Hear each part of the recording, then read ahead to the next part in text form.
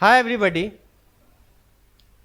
Last class में हम लोगों ने song of my self poem को पढ़ लिया था। इस कविता को वाल्ट विटमैन ने लिखा है। सॉन्ग ऑफ माई सेल्फ कविता से जो क्वेश्चंस एग्जामिनेशन में पूछे जाते हैं उसे मैंने यहाँ तैयार किया है। फर्स्ट क्वेश्चन 5 मार्क्स का पूछा जाता है। इस क्वेश्चन में सॉन्ग ऑफ माई सेल्फ के समरी को लिखना होता है। समरी का मतलब क्या होता है? सारांश। सॉन्ग ऑफ माई सेल्फ का सारांश मैंने यहाँ तैयार किया है। मैं इसको आपको समझा देता हूँ, आप अपनी भाषा में भी इसे लिख सकते हैं। Song of myself is a very beautiful poem. Song of myself एक बहुत सुंदर कविता है। It has been composed by Walt Whitman. यह वाल्ट विटमैन के द्वारा लिखी गई है। इन दिस पोएम, इस कविता में the poet sings a song, कवि एक गीत गाता है, एंड सेज अबाउट लाइफ, और जीवन के बारे में कहता है। आप जब इस कविता को पढ़े थे तो फर्स्ट लाइन, जो ओपनिंग लाइन था इस कविता का, उसमें कवि कविता को शुरू करते हैं, I celebrate my self and Singh my self. मैं अपने आप हर्ष मनाता हूं और स्वयं के लिए गाता हूं। नहीं, वही लाइन है कि in this poem the poet sings a song and says about life, और अपने जीवन के बारे में कहते हैं। अकॉर्डिंग टू द पोएट, कवि के अनुसार, ऑल आर सेम, सब लोग एक समान है, एंड ऑल हैव सिमिलरिटीज, और सब में समानताएं हैं। ही थिंक्स, वे सोचते हैं, that there is no difference between him and other person, उनके और दूसरे व्यक्ति के बीच में कोई अंतर नहीं। इसलिए कवि फर्स्ट सेक्शन में कहते हैं, I celebrate my self and Singh my self, what I assume, you shall assume, for every atom belonging to me as good belongs to you। अर्थात कवि डेमोक्रेसी की बात करते हैं और कहते हैं कि इस यूनिवर्स में, इस लोकतंत्र में जितने भी लोग हैं सब समान हैं, सब में समानताएं हैं, और सभी लोग इसी यूनिवर्स का हिस्सा है। He says, वे कहते हैं, that every person has same feeling, हर एक व्यक्ति का समान भावना होता है। Every person has same atom of blood, और प्रत्येक व्यक्ति ब्लड के उसी कण के होते हैं। नहीं, मतलब ब्लड का कण सभी में बराबर होता है, एक समान का होता है। The poet wonders and thinks, कवि भटकते हैं और सोचते हैं। भटकने का अर्थ यहाँ कवि रिलैक्स मूड में है, चिंतन मूड में है। नहीं, और जब वे रिलैक्स मूड में होते हैं तो वे सोचते हैं। इसलिए कहा, the poet is in the relax mood and things, और सोचते हैं। Why person quarrel with one another, लोग एक दूसरे से क्यों लड़ते हैं? नहीं, यहां पर यह सोचते हैं, ही इज सैड, वे उदास है, to see all quarrelling due to narrow thinking, religious feeling etcetera. नहीं, वे उदास हैं क्या देख करके? टू सी और क्वारलिंग, सब में झगड़े को देख करके, ड्यू टू नैरो थिंकिंग, संकीर्ण सोच के कारण, रिलीजियस फीलिंग, धार्मिक भावना इत्यादि के कारण। अर्थात एक दूसरे के बीच में जो धार्मिक विश्वास, धार्मिक भावना, या जो संकीर्ण सोच है, छोटी छोटी चीजों के लिए मनमुटाव करते हैं, उन सब को सोच करके और कवि उदास है। सो ही इज वरीड, इसीलिए वे चिंतित। He observes the spear of grass in summer, वे गर्मी में घास के टॉप पॉइंट को अवलोकन करते हैं। ऑब्जर्व्स का मतलब टू लुक डीपली, गहरे रूप से देखना। यहां पर ग्रास के, घास के जो टॉप ब्लेड है उसे स्पीयर के रूप में कहा गया है। जो आप पढ़े थे कि स्पीयर का मतलब भाला होता है, और भाला का जो आगे का भाग होता है वह ब्लेड के जैसा होता है, वह ग्रास के ब्लेड के जैसा होता है। इसीलिए कवि ने ग्रास के जो टॉप पॉइंट है उसे स्पीयर के रूप में बताया। He says that, वे कहते हैं कि his body and every atom of blood have been formed from soil and air. उनका बॉडी, शरीर और प्रत्येक कण उनके ब्लड का मिट्टी और हवा से बना हुआ है। नहीं, इसलिए कभी कहा कि वह अमेरिका के रहने वाले हैं और अमेरिका के ब्लड अमेरिका में जन्मे हैं और अमेरिका ने ही उन्हें अपने ब्लड और सॉइल से सींचा। नहीं, ही सेज, वे कहते हैं that he came after his parents as all come. नहीं, अर्थात वे अपने माता पिता से जन्मे हैं जिस प्रकार से सभी आते हैं।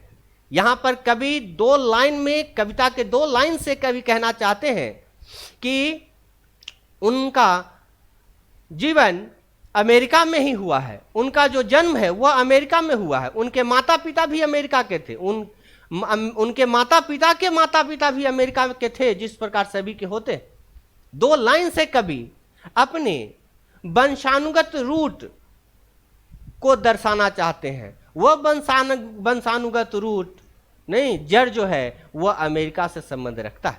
नहीं, इसीलिए कवि कहते हैं he is 37 years old now। अब वे कितने साल के हैं? 37 साल के।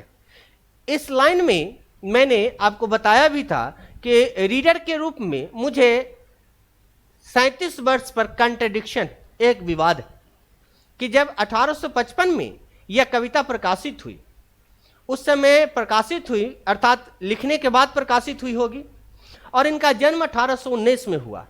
1819 से 1855 के बीच का समय 36 वर्ष का होता है, 36 ईयर्स का होता है। नहीं, और वे 37 वर्ष यहां डिनोट कर रहे हैं। तो रीडर के रूप में थोड़ा सा नहीं, एक मतभेद मुझे लगता है कि कैसे वो 36 से 37 वर्ष के हो सकते हैं। नहीं, लेकिन खैर जो कवि ने कहा है कि उस समय वह 37 वर्ष के थे एंड इज हेल्दी, उसी को हम लोग मानते हैं, और स्वस्थ से। So he wants to work continuously, और इसीलिए वे लगातार काम करना चाहते हैं, वे रुकना नहीं चाहते हैं। नहीं, ही इज रिलीजियस माइंडेड, वे कैसा है? तो रिलीजियस माइंडेड का मतलब हो गया वे धार्मिक प्रवृत्ति के हैं। And has no consideration of creeds, creeds का मतलब क्या होता है? धार्मिक विश्वास, और उन्हें धार्मिक विश्वास के लिए कोई भी कंसिडरेशन नहीं है, विचार नहीं है, मत नहीं। He wants to reform humanity, वे मानवता को सुधारना चाहते हैं। क्यों सुधारना चाहते हैं? क्योंकि मानवता छोटी छोटी बातों पर लड़ बैठता है। मानव धार्मिक प्रवृत्ति के कारण, धार्मिक सोच, अलग अलग सोच के कारण झगड़े कर बैठता है। नहीं, कंट्रडिक्शन हो जाता है एक दूसरे के बीच में, ये नहीं होने चाहिए। इसीलिए ह्यूमैनिटी को वे सुधारना चाहते हैं। ही सेज दैट, वे कहते हैं कि there should be communal harmony in society, समाज में सांप्रदायिक हार्मनी का मतलब मेल मिलाप होना चाहिए। इसीलिए ही वी कैन से दैट, हम लोग कह सकते हैं एवरीवन शुड थिंक, हर एक व्यक्ति को सोचना चाहिए। And there nothing in life, और जीवन में कुछ भी नहीं है। नहीं, ऑलवेज बी हैप्पी, इसीलिए हमेशा खुश रहिए। And try to make others happy, और दूसरे भी को भी खुश रखने की कोशिश करना चाहिए। नहीं, हम लोगों को छोटी छोटी चीज़ों पर लड़ना नहीं चाहिए, किसी दूसरे व्यक्ति से जिलस, ईर्ष्या नहीं करनी चाहिए। हर एक व्यक्ति के दुख में साथ देना चाहिए, सुख में साथ देना चाहिए। नहीं, और खुशी रखने की कोशिश करनी चाहिए। खुद भी खुश रहिए और दूसरे को भी खुश रखिए। अब इस चैप्टर से जो ऑब्जेक्टिव पूछा जाता है उसको देखिए। फर्स्ट क्वेश्चन है, who has compose the poem song of my self. आपको पता है कि सॉन्ग ऑफ माई सेल्फ किसने लिखा था? Walt Whitman. सेकेंड क्वेश्चन है, Walt Whitman was dash poet, कवि कहाँ के थे वाल्ट विटमैन? तो वे अमेरिका के कवि थे। Question number third, Walt Whitman का जन्म कब हुआ है? तो आप पढ़े हो कि इनका जन्म 1819 में हुआ था। वाल्ट विटमैन की मृत्यु कब हुई है? तो 1892 में हुई है। Question number 5, leaves of grass was written in, कब लिखी गई थी? तो 1855 में लिव्स ऑफ ग्रास का प्रकाशन हुआ था। पढ़े हैं आप कि लिव्स ऑफ ग्रास का प्रकाशन 1855 में हुआ था, और इसे प्रकाशित करने के लिए कोई भी पब्लिशर तैयार नहीं हुआ था, इसलिए कवि वाल्ट विटमैन ने इसे प्रकाशित करवाने के लिए अपने घर को बेच दिया। नहीं, जो पब्लिशर हैं वे ऐसा मानते थे कि इनकी कविताओं में ऑप्शंस है, अश्लीलता है, असभ्यता है, इसीलिए वे उनकी कविताएं प्रकाशित नहीं करना चाहते थे। नहीं, तो अपने खुद के खर्च पर उन्होंने 1855 में इस कविता का प्रकाशन कराया था। Question number 6, hoping to cease not till death is line from which poem, किस कविता से ली गई है? तो सॉन्ग ऑफ माई सेल्फ। इस लाइन को एक्सप्लेनेशन के लिए भी पूछा जाता है कि इस लाइन को एक्सप्लेन करके बताइए कि कवि क्या कहना चाहता है। आगे देखें, उस लाइन को मैंने एक्सप्लेन कर दिया है। Question number 7, who is known as people's poet, people's poet किसे कहा जाता है? तो आपको पता है कि पीपल्स पोएट कौन है? तो पीपल्स पोएट के रूप में वाल्ट विटमैन को लिया गया है। नहीं, पीपल्स पोएट किसको कहा जाता है? तो वाल्ट विटमैन को पीपल्स पोएट कहा जाता है। क्वेश्चन नंबर 8 है, how old does the narrator of the poem, कवि जो है वह कितने वर्ष के थे? Song of myself claim to be in the section 1, कवि ने इस कविता के फर्स्ट सेक्शन में कितने वर्ष के होने का दावा किया है? तो 37 ईयर्स ओल्ड, नहीं 37 वर्ष के होने का दावा किया है, जिसमें वे कहते हैं कि वे 37 वर्ष के हैं और परफेक्ट हेल्थ में हैं। नहीं, उनका स्वास्थ्य बहुत अच्छा है। क्वेश्चन नंबर, अब आ जाइए नेक्स्ट, यहां पर क्वेश्चन है, रीड द फॉलोइंग सेंटेंस, निम्नलिखित सेंटेंस को पढ़िए, and T for true and F for false statement. नहीं, सही के लिए टी लिखना है और फॉल्स के लिए एफ लिखना है। फर्स्ट क्वेश्चन है, सेंटेंस देखिए, the poet enjoys himself and sings for self, कवि जो है अपने आप आनंद लेता है और अपने आप के लिए गाता है, अपने आप स्वयं गाता है, अकेले गाता है, बिल्कुल सही है, इसमें ट्रू लगा दीजिएगा T. B sentence, the speaker is different from others, कवि जो है वह दूसरे से अलग हैं, ऐसा मानते हैं? नहीं ना, तो यह फॉल्स हो जाएगा। ठीक है, यहाँ पर आपको फॉल्स हो जाएगा, यहाँ जो दिया हुआ है इसको आप सही कर लीजिएगा, फॉल्स। शी question number, the poet discards nature beauty, कवि जो है वह प्रकृति की सुंदरता को डिस्कार्ड का मतलब नजरअंदाज कर देना, नहीं नापसंद करते हैं, गलत है यह। ठीक है, फॉल्स हो जाएगा।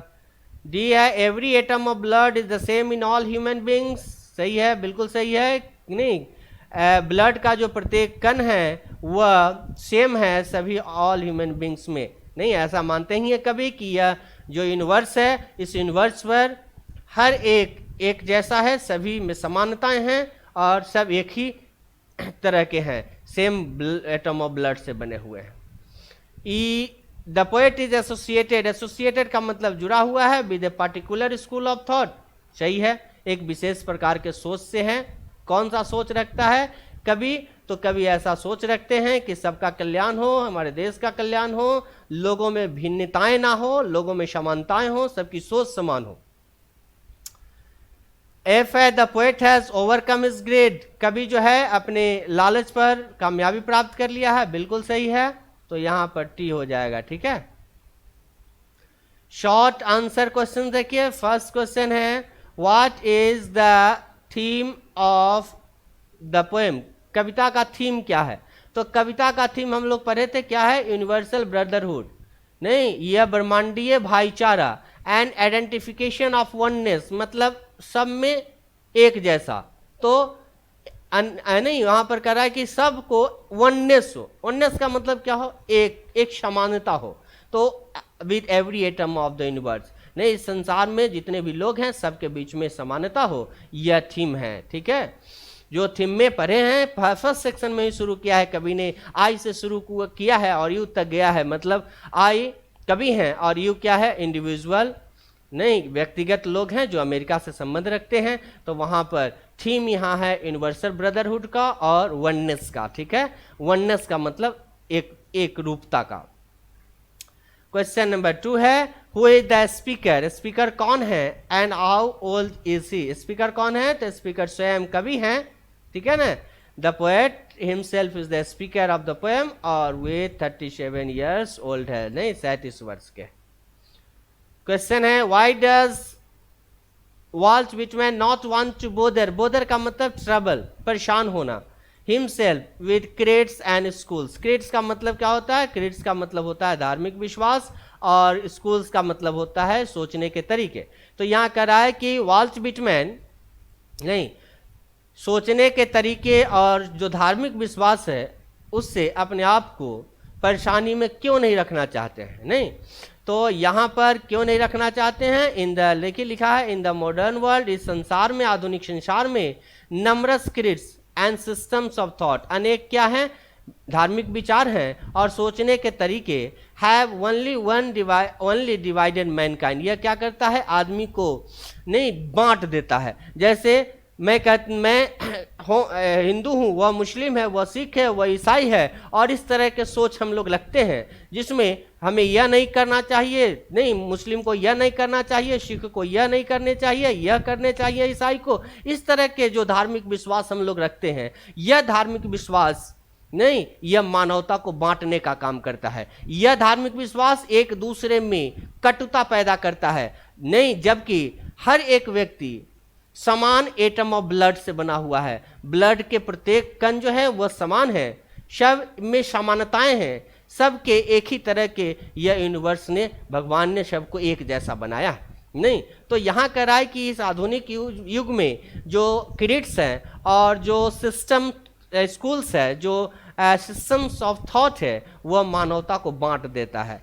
दिस इज वाई, इसीलिए नहीं, इसलिए का कवि कहते हैं, कवि हु इज कन्विंस्ड ऑफ नहीं एसेंशियल यूनिटी, जो आवश्यक एकता के बारे में बात करते हैं इस यूनिवर्स में, has no respect for creeds and schools, उन्हें एक धार्मिक विश्वास और सोचने के तरीके के लिए कोई भी रिस्पेक्ट नहीं है, ठीक है।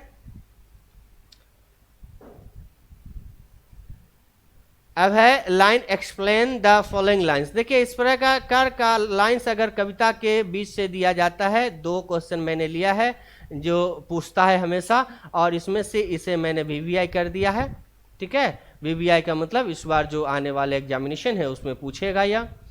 तो यहाँ देखिए, जब भी इस तरह का एक्सप्लेन करने के लिए दे कविता के लाइन को उठा करके या लाइंस को उठा करके, तो सबसे पहले हम लोग को क्या करना चाहिए, सबसे पहले 2 लाइन तो निश्चित रूप से आप लिखिए। पहला लाइन लिखिए कि द लाइन या द लाइंस नहीं हैज बीन या have been taken from the poem, यह कविता किस नहीं, यह लाइन जो है वह किस कविता से ली गई है, इसे पहले लिखना है।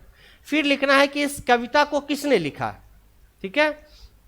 पहले 2 सेंटेंस आप सभी तरह के जो एक्सप्लेन करने वाले लाइन्स होंगे कविता के पूछे जाते हैं उसमें लिखना है। तब थर्ड में आपको क्या करना है, सबसे पहले क्या कहा कि दिस लाइन या this lines have been taken from the poem नहीं सॉन्ग ऑफ माई सेल्फ, ठीक है। दूसरा चीज, this poem was composed by या इज कंपोज्ड बाय या हैज बीन कंपोज्ड बाय नहीं, जो कविता का कवि है उसको लिखना है। और थर्ड में आपको क्या करना है, तो थर्ड में उस कविता का जो लाइन है उसे आप समराइज कर देंगे कि कविता का लाइन क्या कह रहा है, कवि क्या कहना चाहता है। अगर आप नहीं लिख पाते हैं तो ध्यान रखिएगा कि अगर आपके पास समरी है, समरी आप जानते हैं, समरी को याद कर लिया है या लिखने आता है, तो आप समरी का जो मेन पॉइंट्स है उसे भी आप लिख सकते हैं, क्योंकि समरी का जो मेन पॉइंट्स होता है नहीं, जो सारांश का मेन पॉइंट्स होता है वह उस चीज को पॉइंट आउट करता है, फोकस करता है कि कविता में क्या कही गई होगी नहीं। तो ऐसे भी लिख सकते हैं, लेकिन ज्यादा अच्छा होगा कि उस लाइन को आप अपनी भाषा में नहीं डिस्क्राइब करके लिख दे। जैसे यहां होपिंग द सी नहीं, यहां पर 2 होगा, गलत लिखा गया है, hoping to see is not till death, यह लाइन है, यह कह रहा है कि अंतिम तक, मृत्यु तक न रुकने की आशा करते हैं। अर्थात कवि क्या नहीं रुकने की आशा करते हैं, तो कवि जो अपने कविता के माध्यम से लोगों में एक रूपता लाना चाहते हैं, लोगों के बीच में जो झगड़े, रिलीजियस बिलीफ धार्मिक विश्वास पर या अलग अलग सोचने के तरीकों पर जो मनमुटाव है, जो झगड़े हैं, छोटे छोटे लड़ाई कर छोटे छोटी बातों पर लड़ बैठते हैं, नहीं, ईर्ष्या करते हैं दूसरे से, वह चीज ना करें। और कविता के माध्यम से कवि उस चीज को बताना चाहते हैं, नहीं, और इसीलिए कवि यह कहते हैं कि यह जो मैं कर रहा हूं, नहीं, जो मैं अपनी पोएट्री के माध्यम से लोगों को बताता हूं, एक दूसरे के बीच भाईचारा रखने का, एक दूसरे को खुश रखने की कोशिश करने का, यह सब खत्म नहीं होने चाहिए जब तक मेरी मृत्यु ना आ जाती, नहीं, अर्थात एंड ऑफ द डे, नहीं, एंड ऑफ द लाइफ तक मैं यह खत्म ना हो, मुझ में जो यह प्रवृत्ति है, जो एक टेंडेंसी है, जो लिखने की टेंडेंसी है, जो लोगों को समझाने की टेंडेंसी है अपनी कविता के माध्यम से, वह समाप्त ना हो, नहीं। तो यहाँ पर लाइन को मैंने दो तरीके से किया है। एक तो आपका यह है, यह काफ़ी अच्छा है जो मैंने बताया, पहले आप लाइंस को लिख लीजिएगा कि कहाँ से ली गई है, इसके राइटर पोएट कौन है, और तब उसको समराइज कीजिएगा। या ऐसे भी लिख सकते हैं, द एबव लाइन, नहीं, मीन्स का मतलब होता है that the poet Walt Whitman, कवि Walt Whitman does not want to die, मरना नहीं चाहते। ही नोज, वे जानते हैं, दैट देयर आर पीपल, लोग होते हैं, हु क्वारल फॉर रिलीजन, जो धर्म के लिए लड़ते हैं। ही इज होपफुल, वे आशा से भरे हुए हैं, टू चेंज द सिचुएशन, कि वे क्या करेंगे, इस स्थिति को बदल देंगे, बाय हिज एफर्ट्स, किससे, तो अपने प्रयास से, नहीं, वे अपने प्रयास से यह जो स्थिति है, जो लोगों में झगड़ा है रिलीजन के लिए, उसे वे बदल देंगे, नहीं। और इन हिज माइंड, वे अपने मन में, नहीं, यह मानते हैं कि there are high thoughts about religious belief, नहीं, धार्मिक विश्वासों के बारे में बहुत बड़ी सोच है, नहीं, वे ऐसा मानते हैं, और वे अपने प्रयास से जो लोगों में रिलीजन के प्रति मतभेद है, मनमुटाव है, उसे समाप्त कर देना चाहते हैं। तो आप ऐसे लिख सकते हैं। और यह लाइन बहुत इंपॉर्टेंट है, BVI लिखा हुआ है, ध्यान दीजिएगा, जिस क्वेश्चन में BVI लिखा होगा वह, नहीं, आने वाले एग्जामिनेशन में, जो एनुअल एग्जामिनेशन आप देने वाले हैं, उसमें निश्चित रूप से पूछने वाला है। आई सेलिब्रेट माई सेल्फ, मैं स्वयं हर्ष मनाता हूँ, एंड सिंग माई सेल्फ, और स्वयं गाता हूँ, एंड वाट आई एज्यूम, और जो मैं मानता हूँ, एज्यूम का मतलब हमने कहा था accept that something is true, मानना है, स्वीकार लेना है कि कुछ सही है, मान लेना, नहीं, वाट आई एज्यूम, जो मैं मानता हूँ, यू शैल एज्यूम, तुम भी मानोगे, for every atom belonging to me, नहीं, प्रत्येक जो एटम है, कण है, मुझसे संबंध रखता है, एज गुड, उतना ही अच्छी तरफ से, बिलोंग्स टू यू, आपसे भी संबंध रखता है। अब इस लाइन को कैसे लिखा हमने, the lines have been taken from the poem song of myself, यह कविता किसी ली गई है, तो सॉन्ग ऑफ माई सेल्फ से ली गई है। इस कविता को किसने लिखा है, the poem is composed by Walt Whitman, Walt Whitman ने लिखा है। और तब यहाँ यह कविता कह क्या रहा है उसको बता रहे हैं हम।